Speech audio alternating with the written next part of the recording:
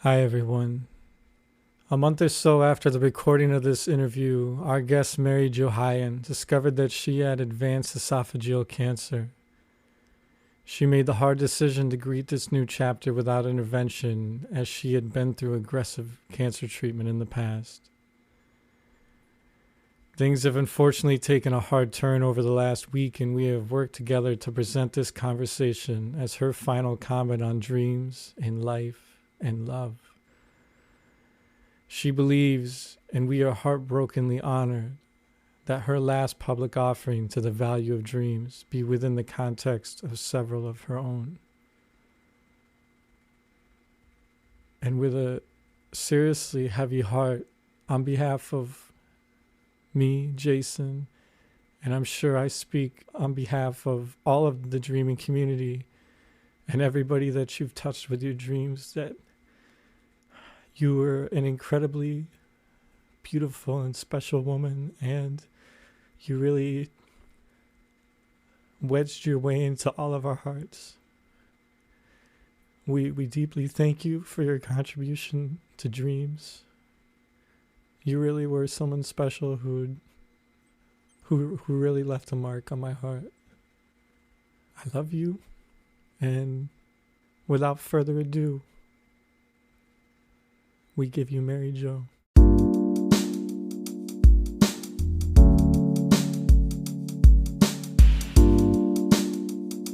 Our modern Western culture places little to no value on the power of our nightly dreams to inspire, shift, and reorganize our lives. This podcast demands a deep reconsideration of the role dreams play on our path to a more vital and meaningful life. The following is living proof of the life-affirming power of dreams to effect a change and redirect the trajectory of our inner and outer lives. These are the dreams that shape us.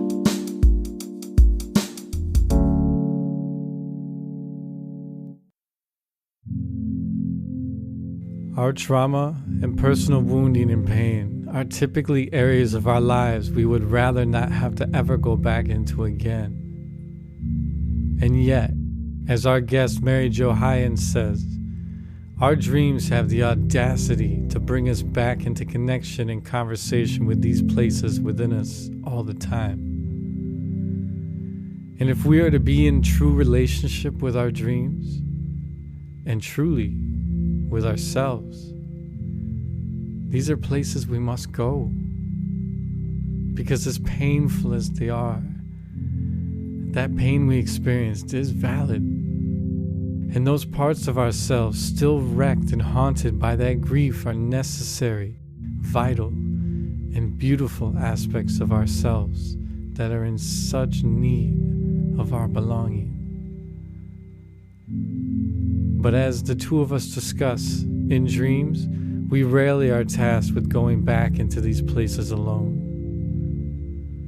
So please join us as we are about to explore the deeply tender way that dreams help walk us into the heart of our grief, to give our hearts to our grief. I hope you enjoy. All right.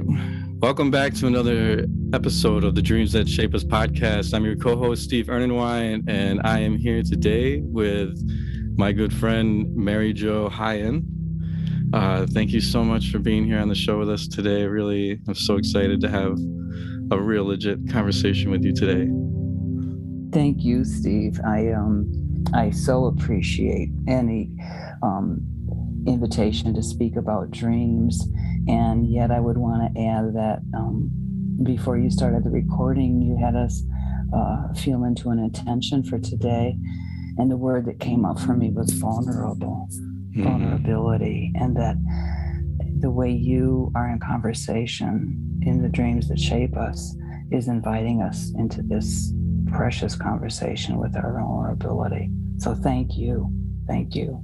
Appreciate that. Yeah, that's been our big aim, is to really, as deep as our dreams reaching for us, to like really honor the depths of these stories and the way that they really go to work on our lives, to just really allow these conversations that we have about the dreams to really tap that same vein. And it's really been so beautiful and so healing to bear witness. Yeah. So today we're going to be discussing 3 really profound dreams that Mary Jo had that really have went to work on shaping her life. These dreams have really helped her find a really incredible sense and source of healing, and have really put her on the path to extending that opportunity to other people through facilitating dream work herself. And I think what you'll bear witness to most profoundly, I think, through this conversation, we'll see. I don't know. This is just my inkling, is that we'll really be showcasing just how tender dreams walk you into some of this really hard material at times. That's not to say dreams don't throw certain material in your face, but man, when it's just really, really something, the way that they walk you right into this material at times in such a beautiful and tender way. So really looking forward to exploring all of that with you today. So yeah, so I guess leading into this first dream, if you want to give just a little bit of the lead up, and yeah, just you can go right into the dream. Okay. And the reason I think as listeners will hear today, the 3 dreams I selected, back to that word intentional, is I have wonderful, glorious dreams of loving and feeling loved. And yet when I received your invitation and I look and the title again of the dreams that shape us, I have to turn to where have the dreams invited me into healing. And that usually is in that place where there's a deep feeling, a challenging feeling. And so I go right away to my very first remembered dream. And that was when I was 4. And I'll share the dream in a moment. And why it stayed with me, Steve, and shaped me is that upon awakening, even at age 4, I knew something was up. There was something afoot. So let me share the dream. And then if you have a question or I can speak about it. So in the dream, very brief dream, I'm standing at the top of the stairs in the house I lived in at 4, at the top of the stairs. And I feel just a flutter, a movement in what I would now call my solar plexus. And I lifted up and I floated down the stairs to the bottom landing. And it was so much fun. It was just delicious. And I'd climb back up the stairs and do it again and again. And it was a wonderful dream. And when I woke up the next morning, I stood at the top of the stairs. I remember this, and this is almost 70 years later. I tried to move my body in that way, where I could just feel that energy and move, and I couldn't. And so even at age 4, there was a feeling in my body, a visceral feeling in my body that was no longer there. Wow. And it confused, at age 4, it confused me. I was saddened by it. And it stayed with me, to this day. And then there's another event later I can share, but I want to see if you have any questions before I take that forward a little bit. Well, I think mostly I just want to say how amazed I am. I mean, to think that at 4 years old, that this dream impacted you so deeply that it stuck with you all this time. Like, I mean, my son right now is 5, and I don't know if he's had any dreams that have really impacted him that deeply. There's one dream he shares with me that he's said a few times. He knows how into dreams I am, and so sometimes I think he makes up stories. Like Carl Jung says, but it's coming from your subconscious. I know. It's almost like he starts off telling it truthfully, and then all of a sudden you see him looking around the room and he starts like adding things to it. It almost feels like, but there's one that he's repeated verbatim a couple times, about being at his grandfather's house and being in prison, or that there's like a prison in the basement. Mm. And I was like, wow, that's really something.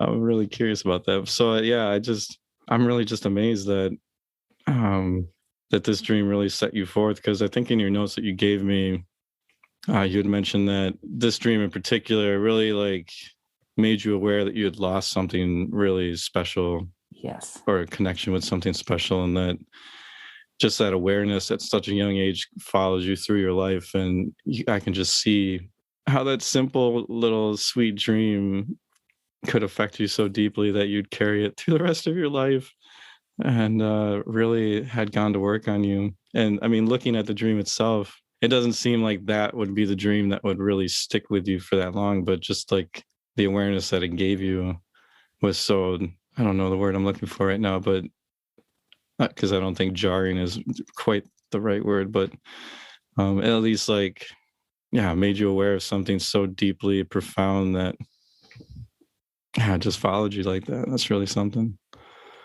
I agree. And perhaps rather than jarring, I hear, what is the word there? What I would suggest is, because this is how it felt for me, that by age 4 already something was being kept alive in me. Mm-hmm.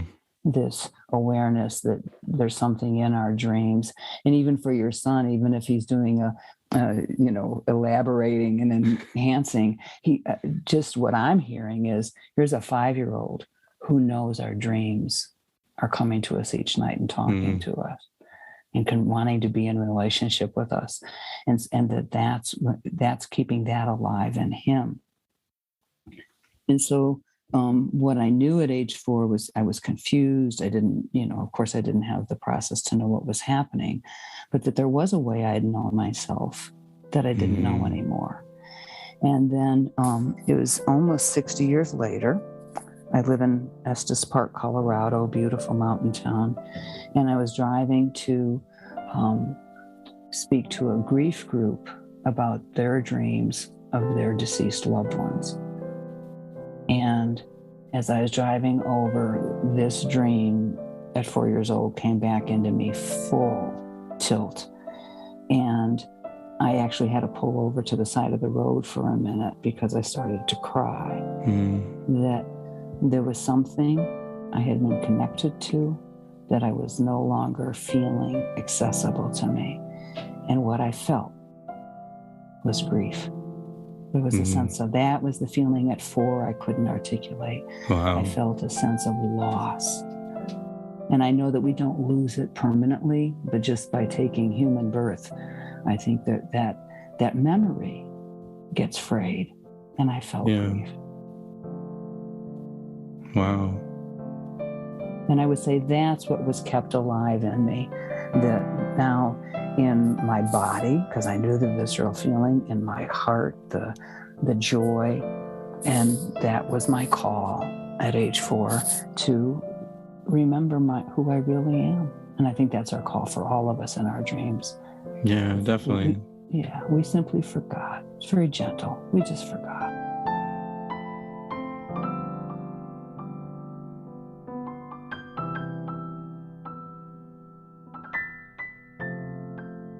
Yeah, that's oof.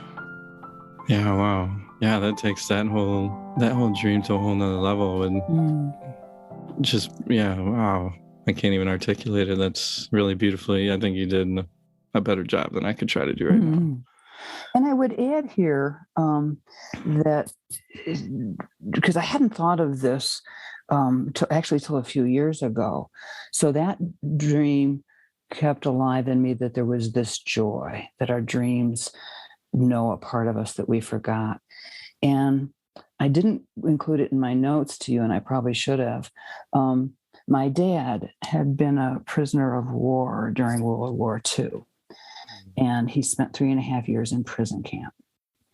So my entire childhood, about once a week, he would wake up screaming in terror.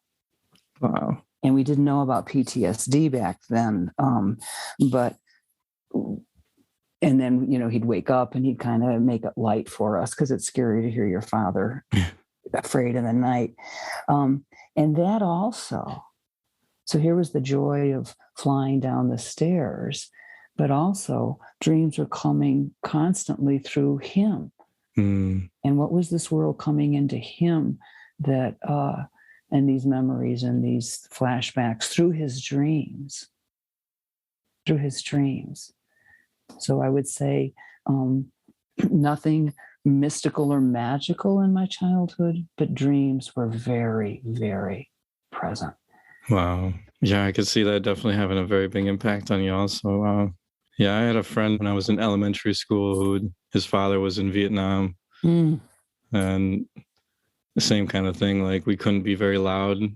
So if we made big, loud, booming noises or just shrilling, screaming or whatever could trigger flashbacks and stuff for him. And so that was like really sobering for me to have experienced too, because I never had to even consider anything like that before that. And man, like just witnessing his dad and just seeing, you could just see it in his eyes and his face, just how kind of tortured he was inside, and just knowing the power that is in there that can take us for a ride, really. Yeah. And the word that's coming to me as you're speaking, and that's actually what we're going to kind of move forward to in some of my dreams here, is that there is this way our dreams take us back to these trauma moments. Mm-hmm. For your friend's dad, a loud noise drops him right back in. Yeah. Even if the intellectual mind can say it's not happening, the body says, oh, yes, it is. So our dreams do, they don't want to re-traumatize us. That's not been my experience with them in any way. But they do want to be able to take us to these moments where there was trauma and heal that. Mm-hmm. Yeah, definitely. Before we move on to the next couple, there is one dream that I do remember from when I was probably right around that age too. I had to have been about 5, maybe 6. And this is the earliest dream that I can remember. And actually, while you were talking about, I can't remember exactly how you just said it, but just the joy in remembering something deep about yourself that upon awakening you had forgotten. My father had built me this spaceship bed. He's pretty handy with woodworking. And yeah, this is the earliest dream I remember. I remember falling asleep in it, and the spaceship bed erected itself and blasted off through my ceiling and up into space. And I just remember being in space and just feeling such an exhilaration that I'd never felt before. And just so proud that my space shuttle bed really could actually fly. Yeah. And I think without really realizing, I think that probably had carried me through also. I mean, I always had very vivid dreams, but I always appreciated them when I had them, but I didn't know what to do with them or anything like that. So, but yeah, I mean, knowing the path that has unfolded for me, to think back on an experience like that, it feels very similar to what you had, where just filled me with this joy of realizing that there is something there for me. And yeah, so. Well, and I want to say a rhyme here, that because this is, we speak how our dreams are so unique to each of us.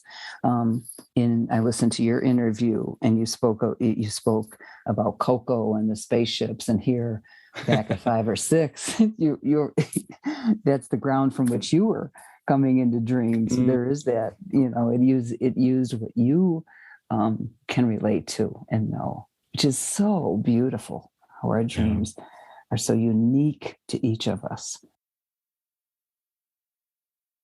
Is there anything else that you want to add to this part of the conversation? No, I think again, because there's this thread going through as we're speaking, is this way the dreams want to keep things alive in us. They're kind way, I would say. Doesn't mean it's easy, but their kind way, as we're about to see, that they want to take us back to these moments that that kept us in the forgetting. I don't know if I've said it that way before, but it feels like that. Why do we stay in the forgetting of who we are?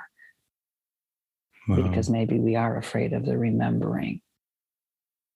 And I think this next dream is very potent and poignant for me in this way. Awesome. Yeah. So I think the lead into this dream, if you could, because these next two dreams, they're only a few weeks apart. Is that what I read correct? Yeah. Wow. It's pretty impressive that they're that close.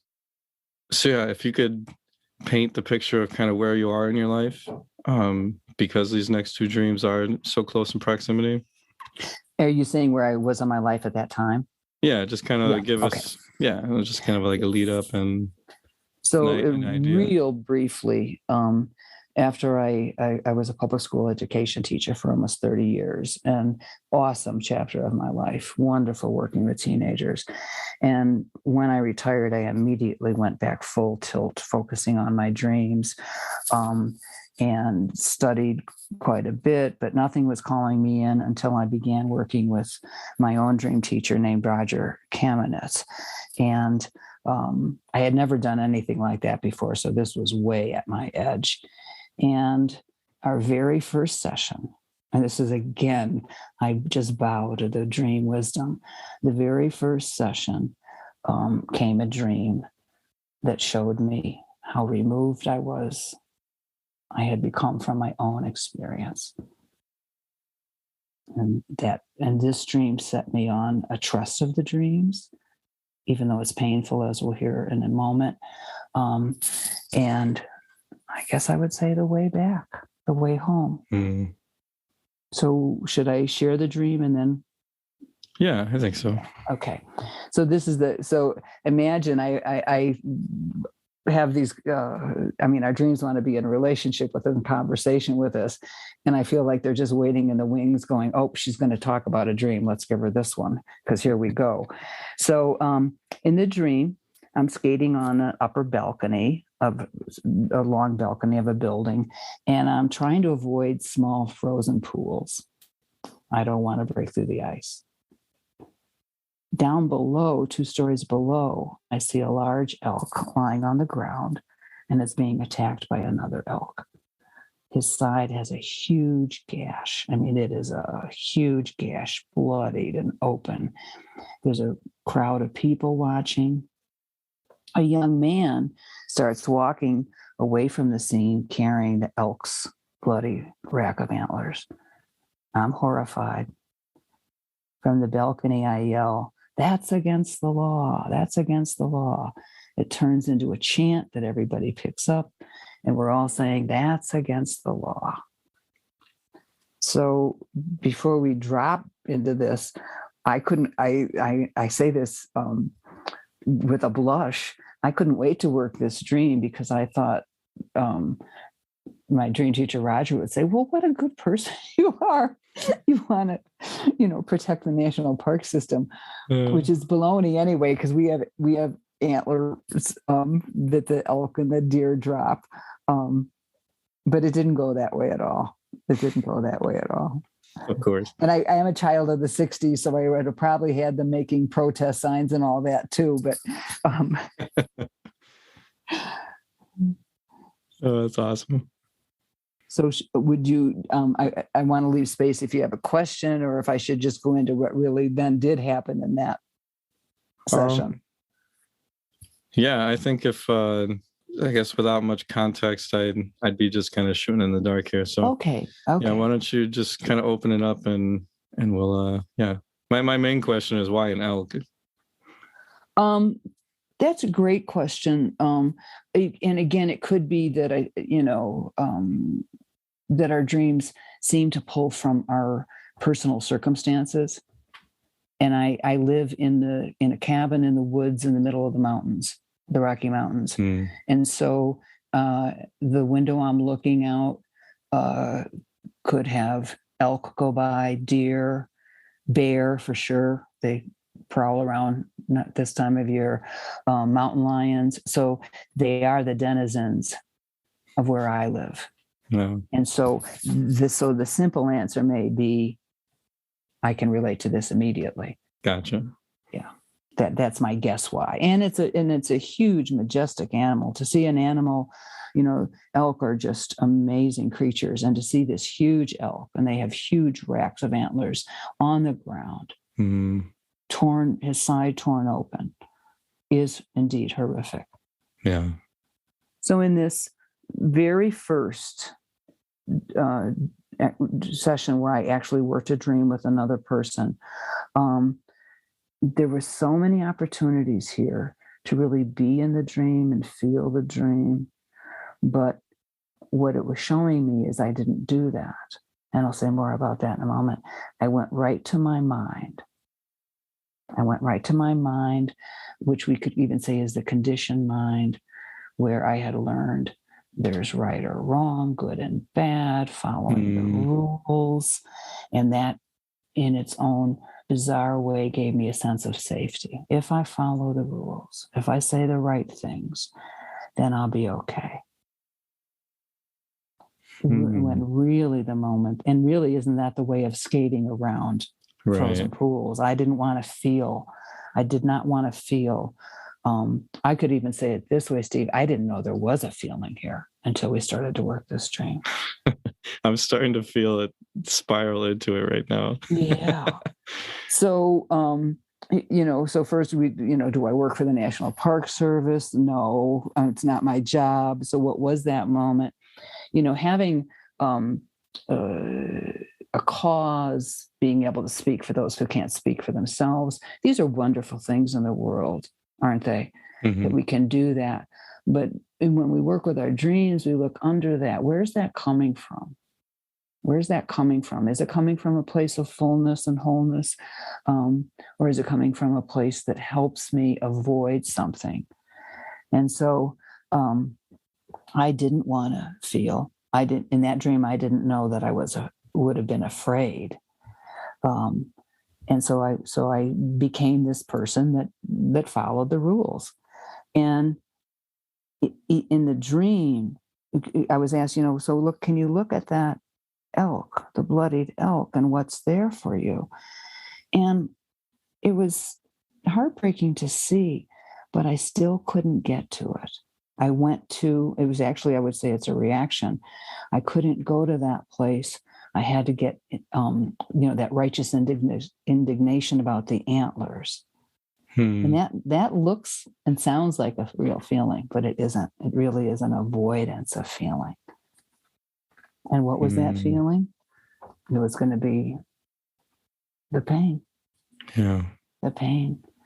And this is, you can hear it in my voice because I always get touched by our dreams, that the exquisiteness, one of the exquisiteness of this dream is the dream knew it couldn't show me as the one with that painful gaping wound. I wasn't ready for that. Yeah. And so it brought that, how kind they are. And back to that word, challenging. They're not going to back up, but they're kind. And so it brought it first as an elk that had a huge wound. And he was about maybe 50 feet away, meaning I was still that removed from it. And so there was this image. Our dreams have images that carry feelings. And there was this image of this elk with this great wound. And my trade-off was, I'll speak for other peoples. I'll put up the call for righteous indignation. And it was a trade-off. So I didn't have to feel my pain. Yeah, I suppose it's easier to bark at the guy that's to scream at the guy that's carrying the antlers and not having to feel the pain and the wound. Yeah. And so we can, and that's why I'm so grateful for another set of eyes and another heart looking at my dreams, because we can so easily misunderstand them ourselves. It helps to have somebody else say, well, what's that? And so in that place, there were the frozen pools. And I wanted to skate around them. And then I was asked, well, deeper, what do you feel about that? What do you feel about that? And I often say this. I never thought, Steve, the hardest question I would ever be asked is, what do you feel? It stunned me. I had nothing. I had learned to have opinions and ways of being in the world, but they weren't what I find our dreams want us to feel. And what was that? Because mine were under those frozen pools of ice. Wow. Yeah. And so in that moment, all I can't say in that first dream session, I felt that great pain, but it was an invitation. I did trust the dream that it was bringing this great pain to me in the image of the elk, and to be with that, and that to begin to feel into that. I always say to the dream clients I work with, can you just take a sip of this? You don't have to gulp the whole thing down. It can feel overwhelming. Could I take a sip that this may be an image of my pain? Yeah, and you can almost see that in the fact that you're up on a balcony, removed from the actual scene itself also. Beautiful. It's that we can often say to a dreamer, how far are you away from that? Can you take can I take a step closer to the elk? Well, then that ups the ante, and then feelings may start to come in. We don't say go right over, but can you take a step? And that may be enough to have things start to rise in us and reveal themselves. Wow. Yeah, I wasn't sure what to make of the skating around the pools when you sent me that dream. But man, what a beautiful portrayal of that situation. And your whole notion of not wanting to fall in them and realizing that's actually where you need to go. Yeah, these images of frozen, right? Man. Because if they thaw, it's uh-oh. Yeah. And even though I didn't know that in the dream knows that let me say it this way. There's a part of me that does know. The part of me that hasn't lost connection to that one at 4 years old that could feel the joy. Wow. But to get back to that, we've got it. We feel our way back, and things have to start thawing. Because if things are frozen, let me see how I want to say this. We don't get to do this a la carte. If things are frozen, then everything's frozen. So if I freeze to my pain, then I'm also frozen to my love. And I won't get the full depth of that. If I freeze to my fear, then I won't get to feel my vulnerability. So the dreams want us to be able to feel everything. Beautifully said. Man, that's so true. And I hear this when I hear you speak of dreams, is then for me, a definition of soul is the capacity to feel everything. I have can we recover the way that we can be with our deepest grief and not bypass it, and also be with, then we get to be in, when we're in our joy, then we really get the depth of that too. That's what's waiting under those frozen pools. Wow. Yes, I agree. Wow, that's so beautiful. Thank you. Thank you. Yeah, I just want to once more just really honor how dreams do they allow you not to get the direct hit often, like we see here with the elk, until you're ready for it. I think that's really something to, like you said, like you brought this to the guy and excited. Like there was no direct hit at all. No. This could have just been a run-of-the-mill dream for you, and then all of a sudden, as you start to really just wade into it, oh my God, it just like really brings you into some super thick feelings, like wow. And as you're willing to wade deeper, it just opens itself even more to you. I think that's just, man, such a testament to how dreams do that. It really, like, man, they really just blossom deeper for you the more you're willing to brave that level of vulnerability with them. And yeah, I think it does, it like welcomes you back to yourself. It really, because I mean, you're retrieving that part of yourself that's frozen, that you're not willing to go into, and retrieving that deeply hurt and wounded part of yourself that you haven't been willing to sit with, that you've been removed from. So I think, man, it's just so amazing. Like you said, you probably said it better than I did, but yeah, just how sweetly they just easily walk you right up to the front door of all of that. Oh man. Yeah. And I find that and I think this is something many of us share, is we feel, whether it's through our dreams, which for me is such a trustworthy field, but that things will be too much for us. That the dreams will ask too much of us, and which can then be overwhelming. But too much almost is a judgment too. What I find is they don't ask too much, but they do ask so much. They are relentless. They're not going to give up on us. They're not giving up on us. They come every night. I mean, could we be as faithful friends to the people in our lives as our dreams are to us? And so they do ask so much when we're ready. And then this precious word, vulnerable, I believe, isn't the root of vulnerable wound? We cover this capacity that we can be wounded, and we will be wounded. My father always used to say, "I guarantee you," and so I would say, quoting my father, "I guarantee you, if we work with our dreams, we will feel our wounds, we will feel our pain, we will feel all of it, and yet it's a recovered capacity to who we truly are. Then we get to be embodied and ensouled, and what a precious opportunity as humans to get to experience that."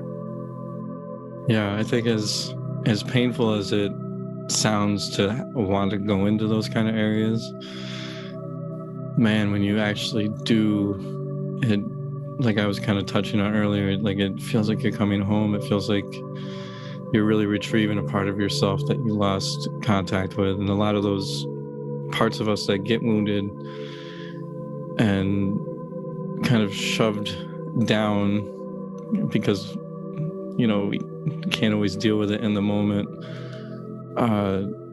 to get those parts of us back when we're willing to go into those waters. That's beautiful. Go ahead. Yeah, it's painful, but it's, I don't know, for me, having done a lot of that work, it just, I wouldn't trade it for the world, because man, I can't even find the right words to say right now, but it just like, I guess like a quote that I've said in a couple episodes was Martin Prechtel said that grief is praise because it's the natural way that love honors what it misses. Love honors what it misses. Yeah, and so when we go into that grief, oftentimes it transforms into praise because we touch base with how removed we've been from that part of ourselves. And oh man, you realize how much of yourself you've been without, and there's just nothing but praise that can be had at that point for being able to retrieve that part of yourself that you didn't even realize you were so without. And I mean, That's there's still a very lot of poetic. grief, but it's like praiseful grief. Yeah. What you're saying is so poetic, which is actually our dreams have this poetry quality. And who would think that things like feelings like deep grief, pain, fear become these odd companions that we welcome? And I will always say it doesn't make it any less difficult to feel them to their depth. But when we see them coming, they become trusted companions.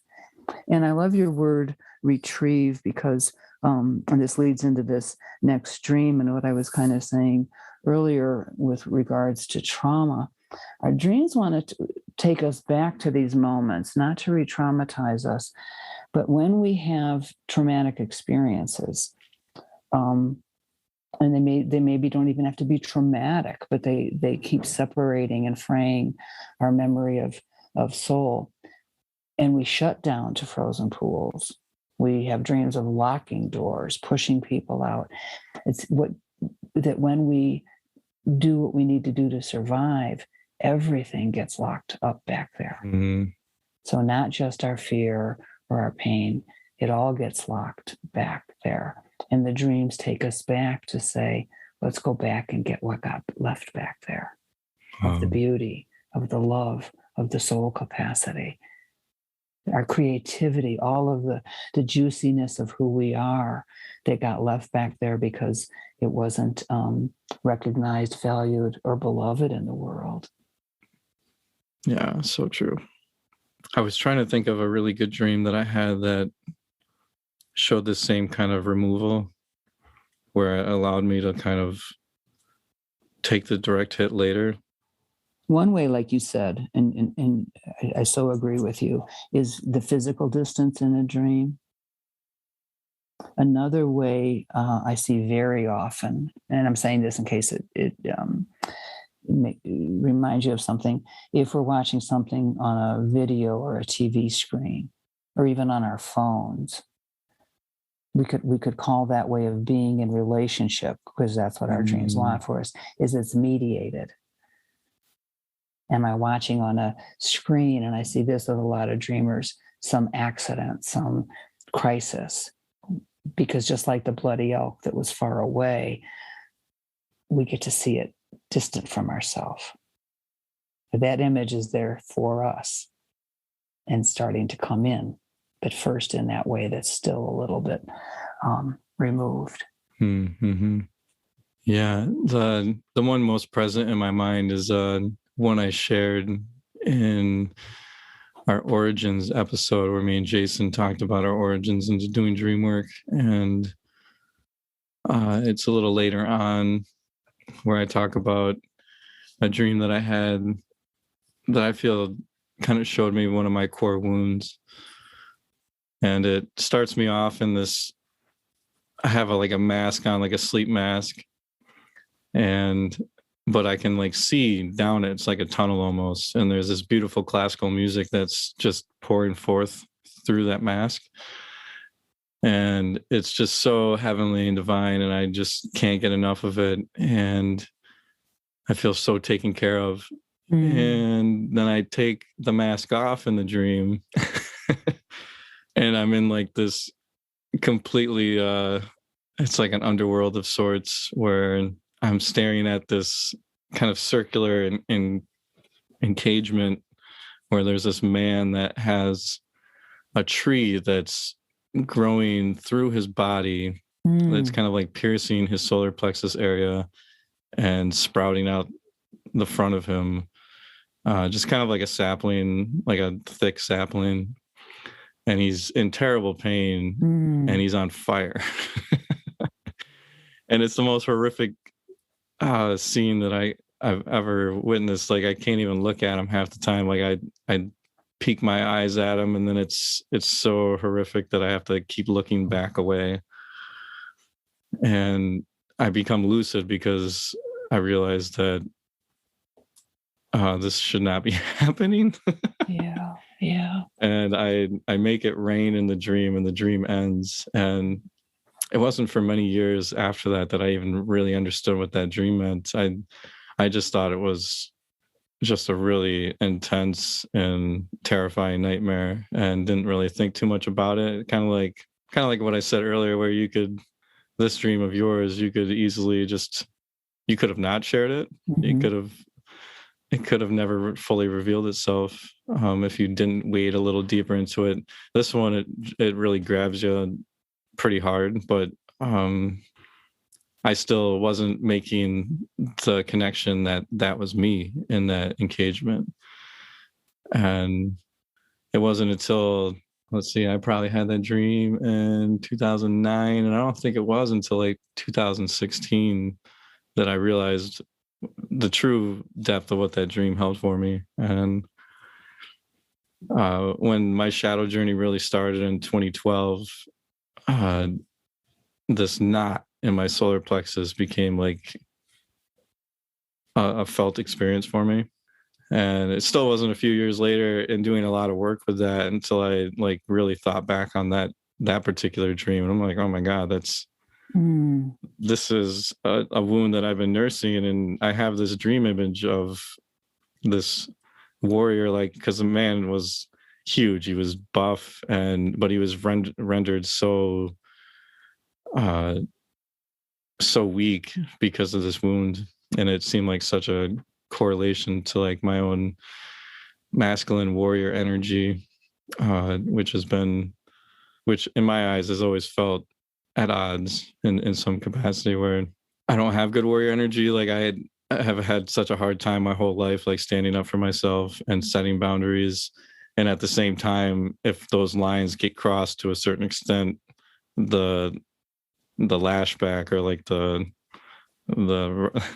rubber band snapback is over the top. It's like just allowing my soul to get trampled on so much that the lashback from that ends up being a little over exaggerated. And so I've known that the warrior energy was pretty unhealthy for a lot of my life. And so, I mean, this image is huge for a lot of things. And for me, knowing how much of the work that I've been doing, to me, the fact that it's a tree feels like it's tied ancestrally. And also collectively, like I had a dream last year that kind of gave a new spin on it, that maybe that's part of the world tree that's also connected to my ancestry, but also it feels like such a collective wound, the way that I understand it now, that there's so much to that image. And the more I was willing to actually lean into all of that pain, that is so visible with that image, man, it just really continues to open for me in such a beautiful way, that even a strikingly hard image of personal pain, really, as you are willing to go into it, offers so much tenderness of having compassion for yourself. And it just really has been a dream that, as hard as it was at the time, and as I mean, like it took me that long to turn into it, because it was that hard to swallow at the time. And the other part of it too was that was kind of at the point of like my spiritual honeymoon phase. I just kind of discovered my spiritual side that year. And so the first part of the dream was like where I thought I was. I was in this tunnel of just this divine bliss, and thought that I had overcome so much, and that I was in this really great place in my life. And then I take the mask off, which, now that I say it like that, feels pretty pretty metaphorical.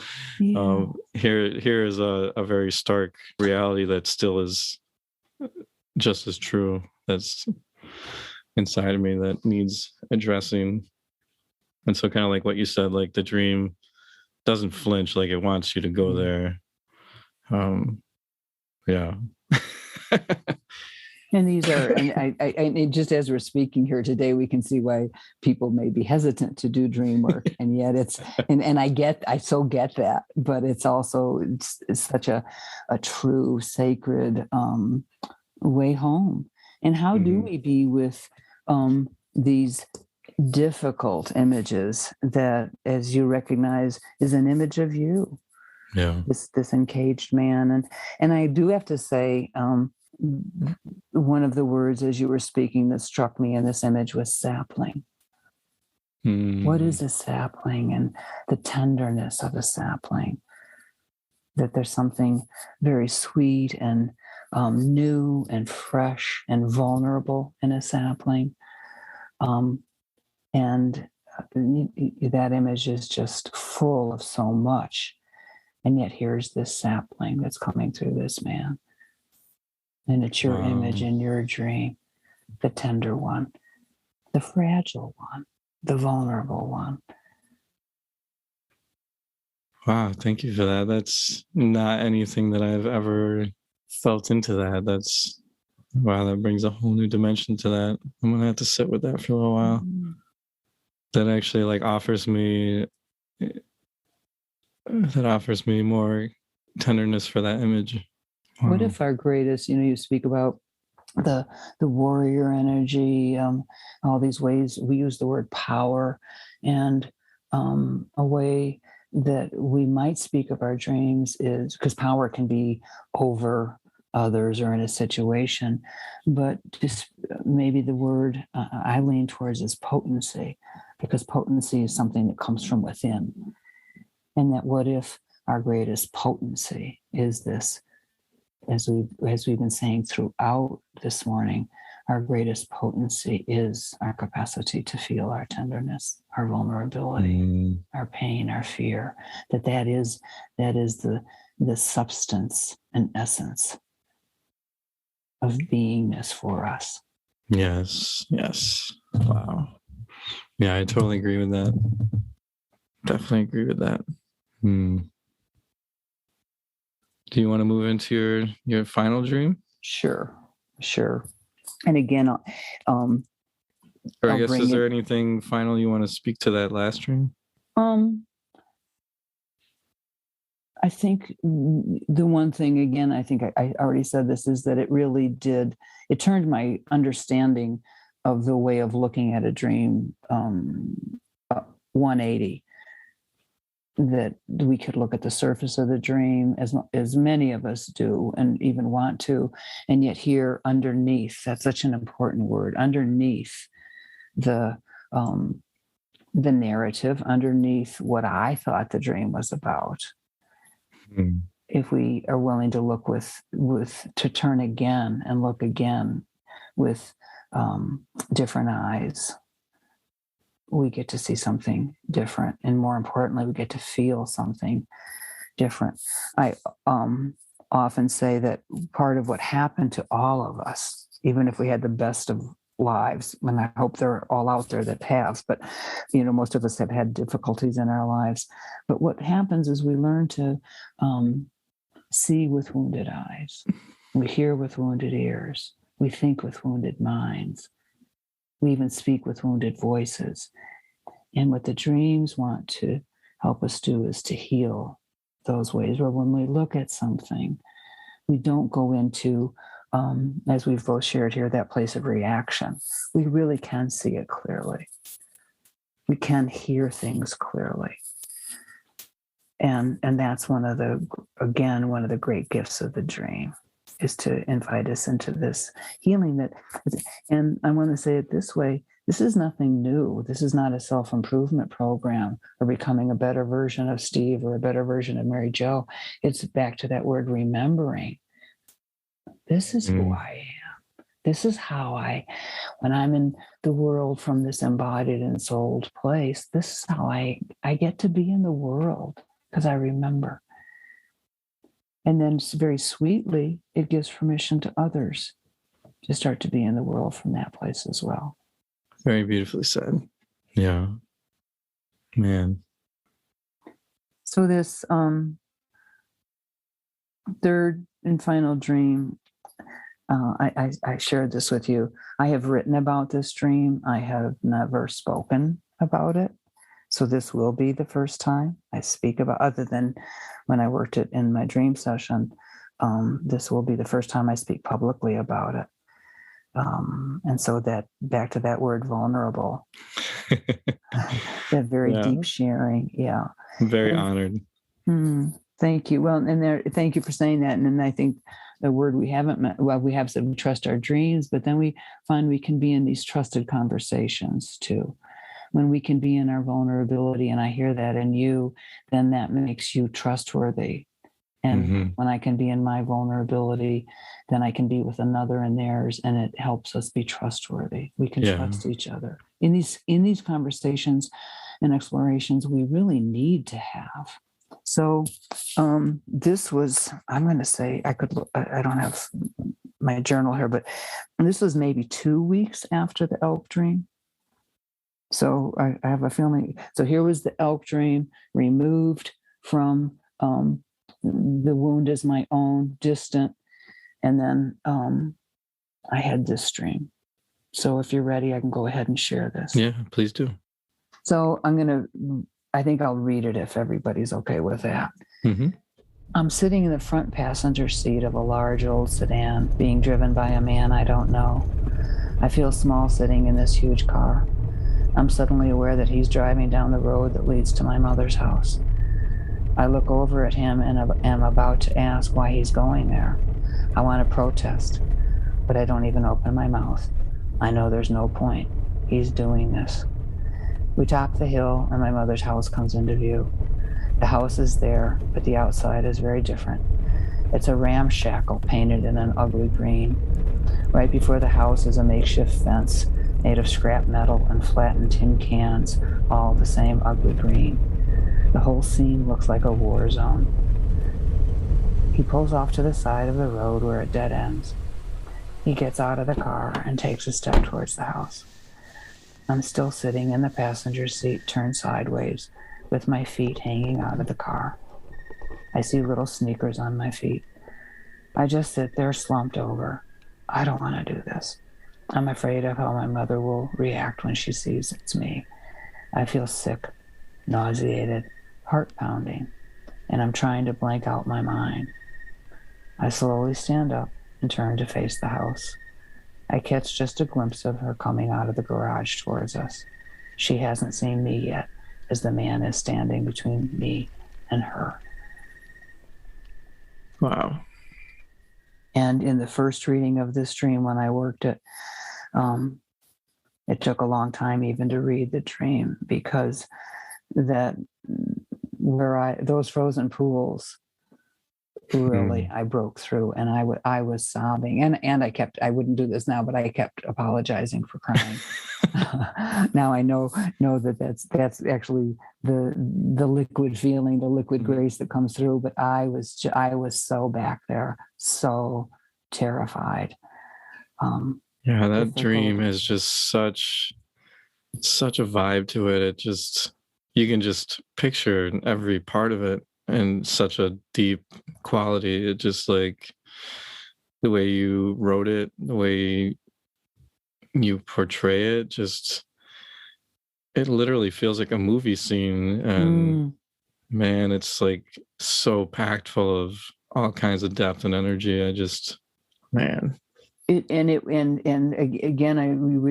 the word trust a little bit ago, and I also feel that in a way the dream trusted that it could come now. After that elk dream, I was willing. I wasn't there yet, and that it then said, "Okay, let's go ahead." And here now is the depth of pain. I mean, the whole catastrophe, pain and fear and loss, and it really took me to my knees. Yeah. It took me to my knees. That much pain and fear. And back to that word trauma. The description of what I was feeling, nauseated, heart pounding, and that place where I want to go unconscious. Yeah. And that is a trauma moment. And the dream, in its audacity, took me back there.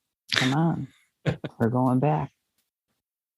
Yeah, I like what you had, how you worded it, where you said he's taking me there, and I don't even protest because it seems like no matter what I say, he's taking me there, and that just feels like the dream is taking me there, whether I kick and scream about it or not. I might as well just ride with it, and yeah, I don't know. That's how it felt listening to you speak it. Absolutely. And the dream's taking us there. And what I would say, and what is critical here is he's taking me there. Yeah. I'm not having to go back. There's these supports in our dreams. Oftentimes we don't recognize them, and they think they're up to no good or some shenanigans. And then as we explore it, we go, no, they're not threatening us, or they're, I want to turn away from that one. In the way I work with dreams, we call it the sacred encounter. That there's an encounter that comes from the poet Auden, that in our dreams are sacred encounters with beings or locations or objects. And do we, through our conditioning, turn away because we don't remember them? Or can we meet the encounter? So in that moment of me not protest, I mean, I've had dreams since where I protest, but in that dream, I don't protest. So there was something in me that knew whoever this guy was, he was doing this. And that I didn't have to go back there alone. Yeah. How many of us in our lives do we feel, we learned early, didn't we? If it's going to get done, it's on us. The cavalry's not coming. We're on our own. The dreams come and undo that. No, you're not alone. And I would suggest we never were. We just didn't know it. Yeah. Wow. Yeah, I don't know how he feels to you, but from my outsider perspective, hearing the dream, he feels strong enough to where if this were my dream, I don't know if I would have protested either. It seems like he knows what has to be done, and he's willing to stand there and yeah, to walk you, to be there with you. And is I like the image of him standing between you and your mother.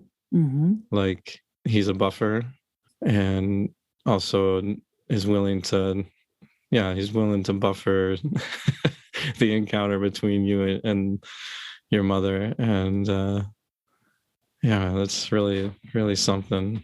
So go ahead. Why don't you say what you were going to say real quick? I was going to say, and we can say, well, who is this guy? And we all, in the way we work with our dreams individually, it's an inner teacher, it's a part of ourself. For me, it is this presence of the numinous, as Rudolf Otto calls it, the holy, WHOLLY, other with a capital O, that there is this presence, this beingness that comes, and he knows what's going to happen in this moment. He knows that I will experience great pain, great beyond fear, great terror. And that's why he's there, because I don't have to feel those feelings. I don't have to freeze those feelings anymore, because now I'm supported in those feelings. Yeah. God, I love that. And I want it's really special. Thank you. And we all have these when we start to look at our dreams. I want to add here for those that are listening to us today that, in these difficult dreams where we have a deep wound from maybe anyone, but if it comes from a parent, it's really deep, because then it's, it can feel like something very much missing in us. That so I pondered, like, what should I say about my mom?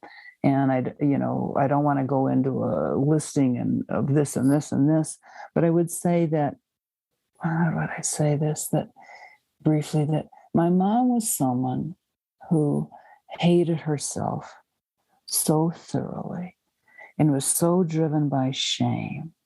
And some of us, we all can emerge and heal from that, but she didn't, Steve. She didn't. She hated herself and everyone else right up into her death. And there was even this quality. I remember when you were sharing about your dad, that he said that to you about your music, and you said, but it was unintentional. He didn't know the power of his words. Yeah. And I agree with that. My mom was different in that she was intentionally cruel. She was intentionally divisive. And so that created the war zone image that's in the dream. Yeah. It was a war zone of divisiveness, unsafe, terrifying. And yet, so I just want to encapsulate that. And yet the dreams don't go after these folks. They don't demonize them. They let us see who they were. They let us feel their effect on us. And also, and to me, this is the important part, we get to have our experience of that, though. I can understand my mom and say, well, I could explain, this is the, ABC, here's how it unfolded. But the dreams say that's not what we're trying to say here. You get to be the girl who is terrified, who is traumatized. And back to what we were saying earlier, what got left back there when everything shut down. When everything shut down. What got left back there, and it took some time, but it got recovered. And I think you can hear it in my voice again. I got to recover the girl who loved her mother and the girl who needed her mother's love. I needed my mom's love. Of course I did. I loved my mother. I love her. It doesn't mean that there can be a reconciliation, that there has to be. But I got to go back there. What got locked back up there too. I love my mom and I needed her love. And that's for me the healing medicine. That's what I got to go back and get what was mine.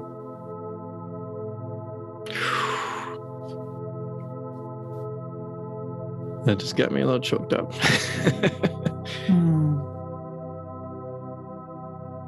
Because Mary Jo brought up the father wound episode, which was my personal story of a very similar kind of situation, I just wanted to show how what she's saying here, especially about the part of the fact that the dreams don't attack her mother or go after her mother for anything that had happened. I wanted to give another example of how that is reflected in my father wound dreams. And so if you haven't listened to that episode, I encourage you to go listen to that episode after this one, whenever you have time. Because you get to see that in the probably 6+ dreams that I share through that whole sequence, none of the fathers that appear in those dreams are my own. And that's not to say my dad doesn't ever appear in my dreams, because I've been doing dream work for 17 years, so he most certainly appears in my dreams often. But the very pivotal dreams that steered me towards the healing that needed to happen was aimed towards me to go into that space and to retrieve myself. Not to blame him, not to attack him or go after him for any reason, because he's a human being. But it does bring you into the true feeling of how that felt for you, because it wants to validate your true feelings surrounding it, even if it's not overtly attacking whoever caused you this wound, if that makes sense.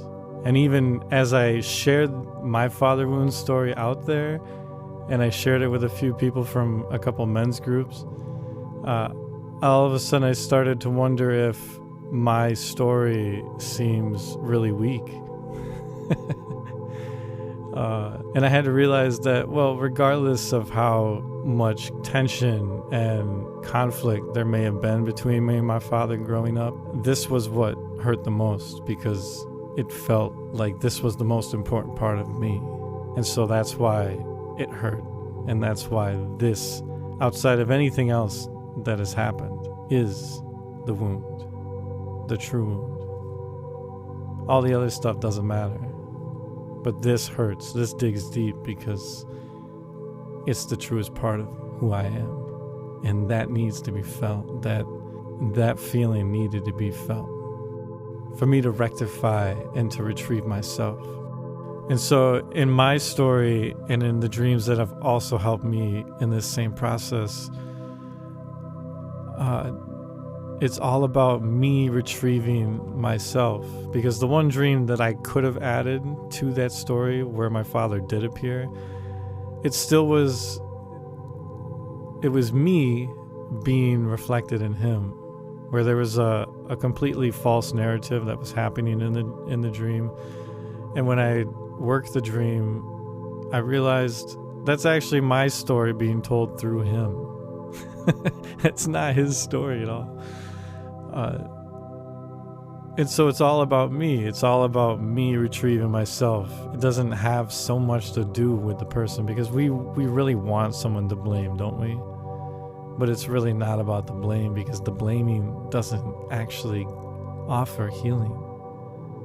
It's the retrieval of ourselves. It's that retrieval of your younger self that didn't know what it was losing in the moment, that didn't have the strength to stand up for itself or to even know what was happening to itself, you know? And it's so incredibly beautiful the way that dreams walk you into this material and bring you into these spaces where you're able to go back into that space, now being older, being hopefully wiser, and being able to tell yourself, no, that wasn't true. Those words, that event, those things that happened to you, that is not who you are. And that doesn't define you. It shouldn't define you. And it allows you to give yourself that grace that, would have been great to have in the moment, right? But at the same time, moments in all of their fleeting glory are so hard to know how to navigate in the moment. So I hope that you utilize your dreams in an effort to retrieve yourself, because in my opinion and in my years of doing dream work, that's absolutely what they are constantly gearing me towards trying to do. At least personally, that's been my path with them. And I know if you feel like you're stuck in the past, in some part of your past, that your dreams are probably already trying to take you there if you're not aware of that. But if you soften yourself and you open your willingness, like we've talked about, they will take you there, and they will take you there tenderly. And I wish you the best. I do. Wow, that's really something. It's stunning, isn't it? That when I worked this dream, all the feelings were there. It's speaking with you here, and I know it's in a public venue. The feelings are alive, the tenderness, the pain, the fear, that we realize we can be with all of this. And it's actually the juiciness of our life, and we can be with it. We can be with it. Yeah, I thought the image of the war zone was so striking to me. Like I didn't know much about your relationship with your mother, but the scene is painted pretty obviously. Man, that's... we spoke earlier that my dad was a prisoner of war, and we all would say that we all were prisoners of war. Wow. We were all prisoners of war.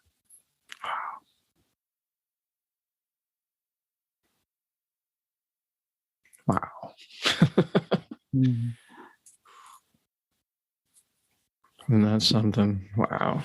And I'm thinking as we're deep in this, is that when we talk about ways of healing and coming back to wholeness, that this experience of mine, and everyone listening will have their own, that we can be in a way where we talk about it, which is a kind of therapy. We talk about it, we keep it up in our mind, we rationalize, we defend, we explain. And yet the dreams take us to a different place. What's the feeling of living in a war zone? What's the feeling of living under a cruel, divisive regime as a little girl on up? No wonder there were frozen pools. Yeah. It wasn't safe to feel. And so the dreams say that we don't talk. It's, I'm not saying this well. It's not the talking about it that heals it. And I'm saying this from my own experience. What I find for myself and the people whose dreams I work with, it's the feeling through it that brings us the healing. Just what we've been saying this whole time is that we recover this capacity to feel great grief, to feel great fear, to feel great pain, terror, and to feel great love and great joy. Yeah, I love that. Yeah, because I feel like, see if I can even remember. I just had a flash of something, but let's see if I can even articulate it. Yeah, I feel like a lot of us end up either feeling like maybe we were conditioned as young people to not feel like we could move into those grief spaces, like we didn't have the safe place to even process that kind of grief. And I mean, for me, looking at this dream, that feels like your soul giving you a safe place to process that grief. I think it's so amazingly beautiful to me. And to think that after all that time that you were able to go back, and I mean, you're pictured here as the little girl, and that you were transported back into time like that, to be able to be that little girl and to feel that little girl's feelings that were totally valid. And yeah, to be held in that space and to know that we got you here. I love your phrase, the soul gives that space. And I don't know if you know who Malidoma Some is, a teacher from West Africa that died a couple months ago. And a human being too, he has his flaws. But one thing he said that struck me so much, he said upon his first trip to New York, he said he was stunned. He said, because the sidewalks of New York were saturated in unfelt grief. Saturated in unfelt grief. And I think that describes so many of us. Yeah. It wasn't safe to feel our grief. And again, not because the people in our lives were bad people, but they were broken as well. Yeah. We aren't, I think, I'm a hospice volunteer and their dream specialist, and I work with the dreams and visions of the dying. And we don't know how to be. We're a death phobic society, but we also don't know how to be with these essential feelings of great pain or great fear. We want to fix it. We want to fluff it up. Whereas our dreams are saying, let's go for it. Feel it. Feel it. And so when I work with people who are, days and weeks from dying, what's coming through in their dreams is this desire to speak of these places. I'm afraid. I'm grieving. That's what's coming through, which means it wants to come through every night to every one of us. You don't have to wait till end of a lifetime. Yeah, and I think it also comes back to the safe space, kind of like what you had talked about earlier, where me being willing to be vulnerable gives you permission to go deeper yourself. And I think if our parents or our family members or any important people in our lives that we didn't feel were willing to go there also, then we didn't necessarily feel safe enough to go there with them. And yeah, it's just, I think it's tragic, super tragic that that's the case. And it also is it's tragic when people say that they're willing to be that space for you, and then as soon as you start unloading on them, they don't know how to be with their own grief. That it pokes all kinds of spaces within them that they all of a sudden are not a safe space. Yeah. So I think doing dream work, if we could ring this bell one last final time at least, where as hard, like we've said, like this work is hard no matter how comfortable we sound talking about this, like as even with all of the years that I've been doing grief work and shadow work and stuff like that, that every time I get hit with a new level of something or whatnot, it sends me for a loop. It really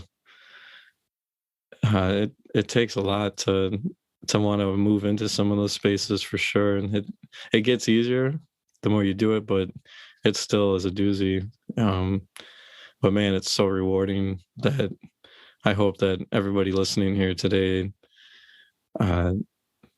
if you're feeling any trepidation based on what you've heard here today, to just really know that the sweetness that comes along with moving into these spaces and to being held by the dream and by safe people that you may be sharing the dream with. Yeah, that if you can find a container that if you have people in your life that you can share the dream with, that's definitely encouraged. But just the dream itself is a safe place in many regards, of like we see here with Mary Jo's final dream, just how tenderly that man walks her right into the space, drives her into this war zone, and allows her to feel all of that once again, is just a blessing. It's like, that's a hard as hell blessing, but man, I'm sure as you've worked through that, man, I'm sure that it's just a dream that you cherish to no extent. It is. And as we're saying, and I'm glad we're not softening this in any way. This is bone rattling, fetal position, take us to our knees work. And yet as we do it, I think you're saying it gets easier. And I think if there's a quality of easier, it's because what's growing there is the trust, our dreams, of this way of looking at what's underneath, the willingness. A lot of us go through life with will, which is kind of a white knuckled way, whereas our dreams just say, are you willing to feel here? And if not, it's always our choice.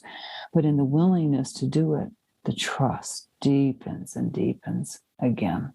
And we can take the hit, because those are very healing hits. Yeah, I love that. Yeah, the willingness, the softening of the edges. Yeah, I think willingness is really the most appropriate word. Yeah, because it asks a lot. It definitely asks a lot for you to go into those spaces, because a lot of those spaces are spaces that we have put all kinds of armor against having to feel, and the unsheathing of that armor and allowing yourself to feel that pain, which is valid. It's valid pain, regardless of how maybe you feel like you've gotten over it at this point, or you've muscled through your life in such a way that that you don't need to go back into that pain. I hear that kind of stuff, where it's like, oh, it's in the past, I'm trudging forward, that kind of mentality. man, but that part of you that is still kind of stuck because of this unfelt grief. I just really love that term. Yeah. You get, yeah. I mean, how much dead weight do you want to pull around in your life? Oh man. And as we know from our dreams, they will not let it go. And so if we're going to be in a relationship with them, know that they are a broken record until Yeah. we're willing to look. And yeah, I've often felt they will take nothing less than all of me. They want all, and so it's a constant laying down. I may pick it back up again, but it's a constant laying down, and this movement. And dreams are responsive fields, and so as I can meet that encounter, then the dream responds in that way. The subsequent dreams respond. That's so for me. Back to the elk dream, that again, I didn't feel my pain. There were the frozen pools, but there was a willingness in me. I realized there was something here I had no idea. It was way bigger than I was in that very first dream. And the dreams responded. Well, here it is. Man. Yeah.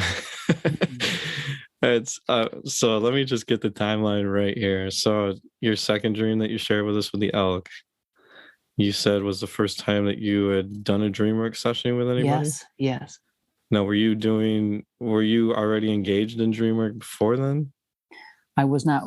I had studied. I can really be a self-directed student, so I studied everything I could find about dreams, all the different schools, approaches. Colorado has different dream schools, but none of them were calling me in the way I wanted, that I knew would ring true for me. And then I did hear an interview with Roger Kamenetz, who spoke about dreams from this way that we're speaking today of soul and love and recovery and healing and images. And as I said earlier, I'd never done any kind of therapy or anything like that. And I thought, I got to call this guy. And that set my feet on this way of working with dreams. And now I am a teacher of this. We call it natural dream work. I helped found natural dream work, and this is the approach we use with dreams. Wow. This conversation and relationship with our dreams.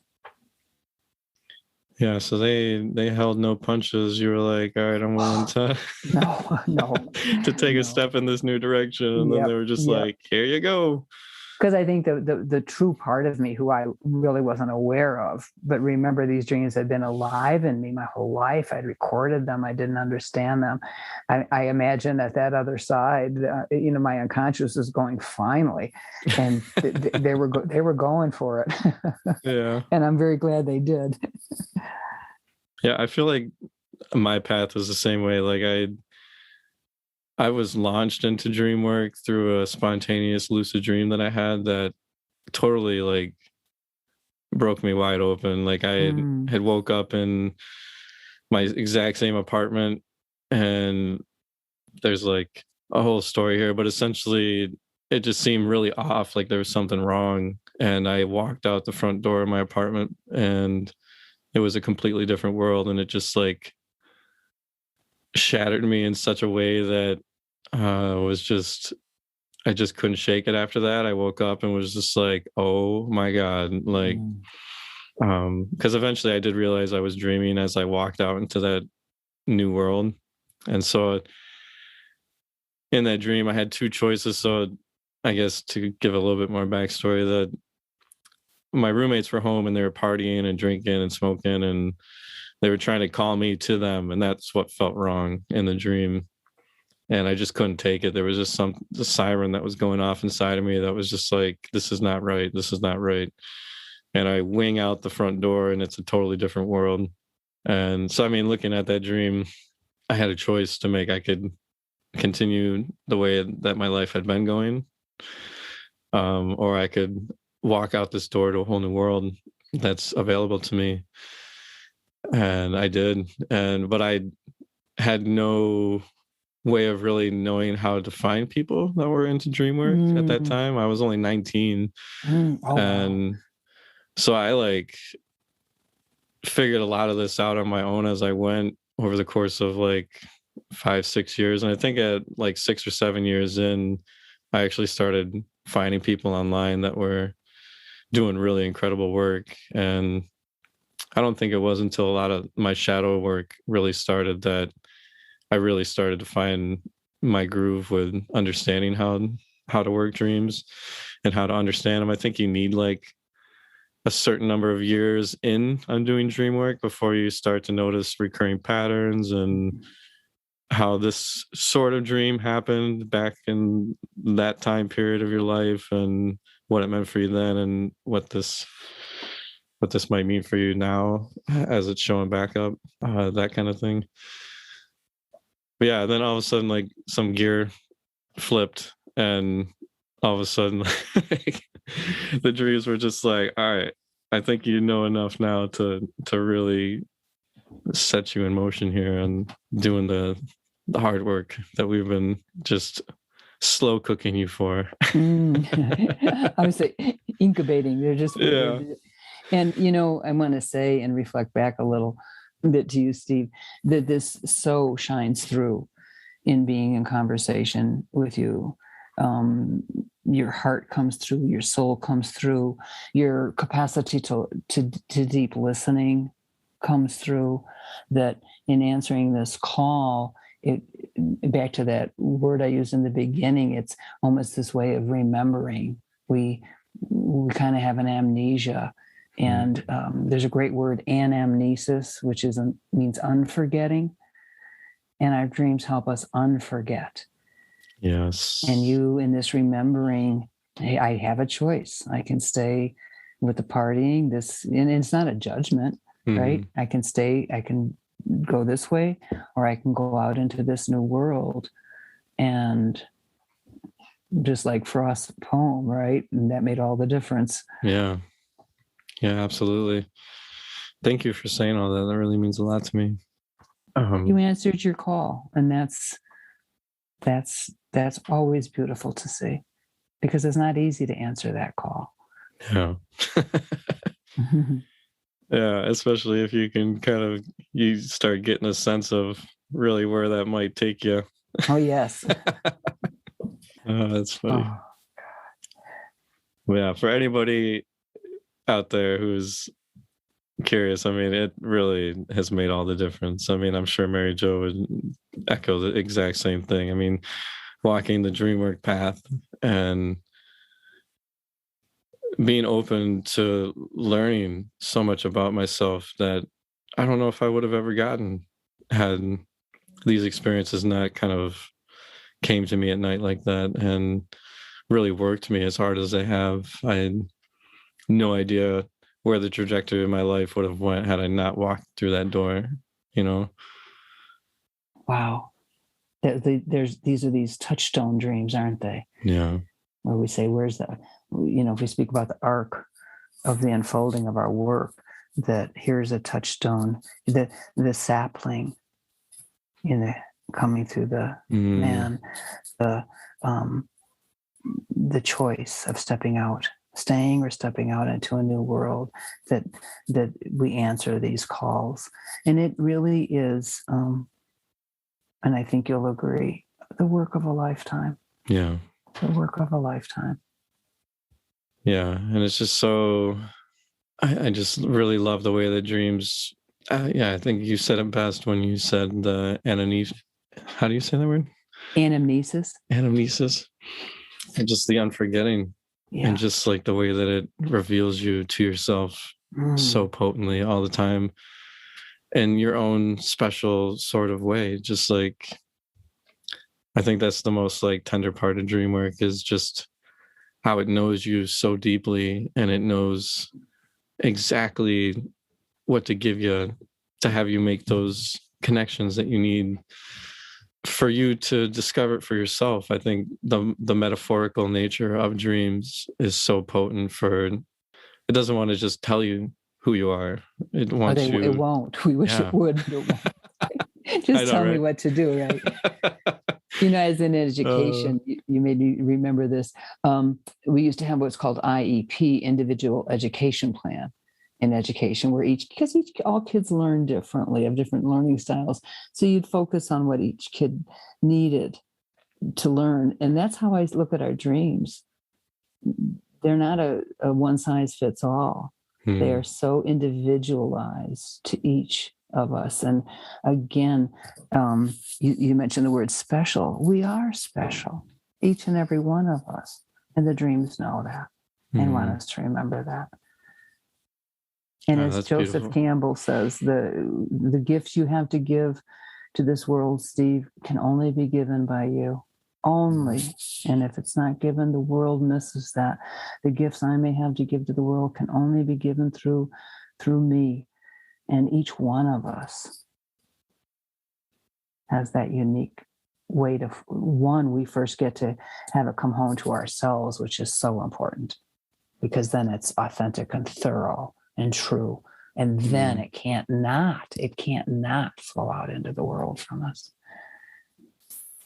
Yeah. And I think if we're being truthful in our relationship with our dreams, that they call out of us that special thing that we are here to share with this world in such a beautiful way that, to me, has always affirmed what I've secretly always hoped. And yeah, just there's something so sweet that they're invested in us. They're invested in us truly realizing our truest potential, and invested in us cultivating a depth of relationship that it knows that, like with your first dream, that we're longing to reconnect with, that there's something so pure and so true that it wants us to touch base with again, that we may have forgotten. And your word longing, that's a beautiful word, because that too keeps, that longing is what's keeping something alive in us, even if it's ineffable and we can't name what it is, but it's there, isn't it? Most of us know there's something there, and how do we find it? And there are other paths, but I would say for myself, even being a lifelong meditator, which is wonderful, for me, that way home has been through dreams. Yeah, I agree. I definitely agree with that. Well, I think that's a beautiful place to stop. So, man, thank you so much for everything you offered here today, and just your absolute sweet and tender way of relaying all the information you did. It just was a true blessing and honor to have our first legit conversation in this manner. And thank you. And I just want to reflect back and say, I have been with you this morning in what we ache for, and that is a sacred conversation. A sacred and vulnerable conversation. And so again, thank you for providing this for me this morning, for the other dreamers that you speak with, and for those that take the valuable time to listen to these kinds of conversations and then find them for themselves. Well, thank you. I really appreciate that. It's always my honor. It's kind of like what Jason said. Yeah, we're like the sacred keepers of people's most special dreams, and that really is such a deep honor of both of ours. It really is. So thank you for coming on and sharing yours. I really appreciate that. Thank you, Steve.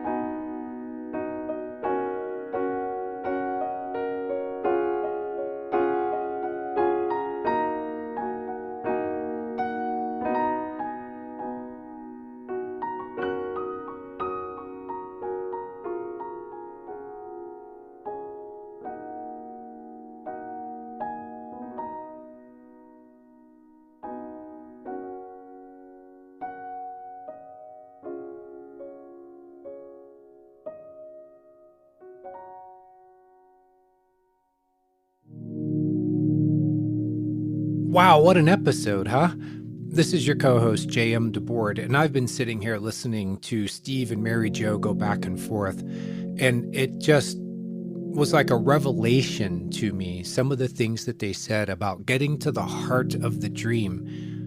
Listening to Mary Jo talk about a dream is like listening to a true poet describe an amazing view or a personally significant event and all that it feels like even decades later. This eye on a dream, the eye that truly feels into it, gets little attention in traditional schools of dream analysis. And ironically, I think that they fail to see a dream's truest importance to the dreamer. Listening to Mary Jo, I realized that as a longtime dream worker and creator of the Dreams 1-2-3 process of dream interpretation, I don't emphasize the poetry of a dream enough. I overlook its importance too. A poet listens closely to words and phrases, and students of the poet's eye on a dream hear how someone describes a dream and follows them to associated ideas. Like when Mary Jo takes Steve's sapling in the dream about the impaled man and finds in that image words like tender and young and fresh and vulnerable. And by doing so, she lends him her poet's eye to view his dream anew and find in it layers that he hadn't previously known. Her focus only on Steve's words and phrasing strips everything else away. No talk of what happened in a dream and what it might mean, like in traditional dream analysis. Instead, a fleshing out of the feelings brought out by the experience. As Mary Jo says, or maybe I'm paraphrasing her here, the dream views from the heart instead of from the head. And if you really want to understand a dream, view it from the point of view of the dream itself. Mary Jo and Steve speak of retrieving lost parts of oneself, another priority of highest importance for a dream. We lose parts of ourselves when we don't show up for ourselves, or we don't give our best for those closest to us, and when we do things because we don't know better yet. The dreaming mind wants the lost parts of ourselves to know that all is forgiven and it's safe to come home now. Might be scary at first, but our dream self is always with us. We are never alone. Listening to the two of them helped me to remember a dream where I became lucid and touched everything around me, and everything I touched gave off a feeling of rightness. Like this is how I'm supposed to feel, and every moment of my life that I don't feel like this is an opportunity lost. I said to myself, I want to remember this feeling when I wake up. There's a grief in realizing how much life has passed without that feeling. The great voice of the soul, author Thomas More, says that dreams feel like home. They may even show us what home is like for the soul, which wakes up with us every day in a place that doesn't feel like home, a place where people, by and large, don't live from the heart. Well, after listening to Mary Jo and Steve, I don't want another moment to go by of not living from my heart.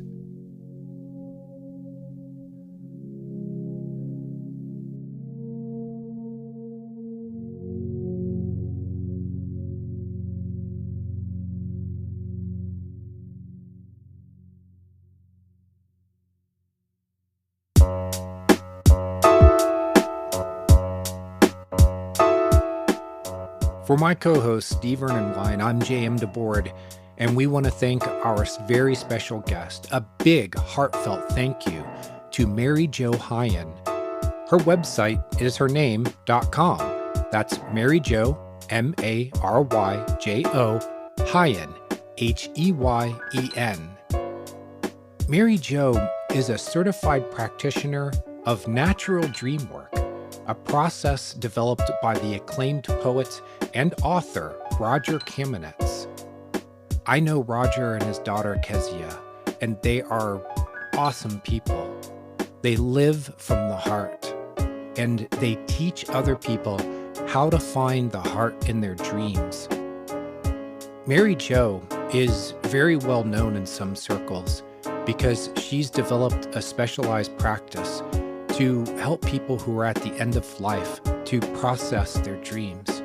As she says during the interview, they find parts of themselves that are just eager for expression, that want to be acknowledged. They find things within themselves that need to be reconciled before they go. There is a patient listening that's required for someone to sit there at the bedside of someone who's in hospice, someone who knows these are their final days, their final weeks, and to be able to keep your heart open to that person, to feel with them, to experience with them, and to help them in that transition into the greater dream, what we call the afterlife. I give huge props to Mary Jo for doing this work. And ironically, I had run across her work before Steve told me that he wanted to interview her and that they were friends. I had read some of her work about the dreams of people who are dying, and I was really touched by it. And I want to say personally, from me to Mary Jo, that you've make me want to just throw out everything I think I know about a dream and just dig into the heart of it. I think that you've taught me more than any of our other guests that I can take with me as I work with other people with their dreams. I want to thank you for that. I'm J.M. DeBoard, JMDEBORD.com. I'm also known as Rat Owl on Reddit and at other places online. Rat Owl, the Radical Owl. And my co-host, my soul brother in the dream, Steve Ernenwine, AQ, as in Aquarius, AQ, the Dream Walker. He's all over social media, and he's got an awesome album out of music that he created based on his dreams, inspired by his dreams, and sometimes given to him whole cloth while he was asleep and in that other place that we know as the dream world. If you want to find us, and you want to find Mary Jo, of course, there will be links in the show notes. We want to thank all of our listeners for continuing with us, for listening closely to these interviews and learning that dreams truly can shape us. To each one, teach one. Pass on what you are learning, please. And share this podcast far and wide. It's getting out there and it's reaching the people that it needs to reach. We want to wish you, you've heard this before, nighty night!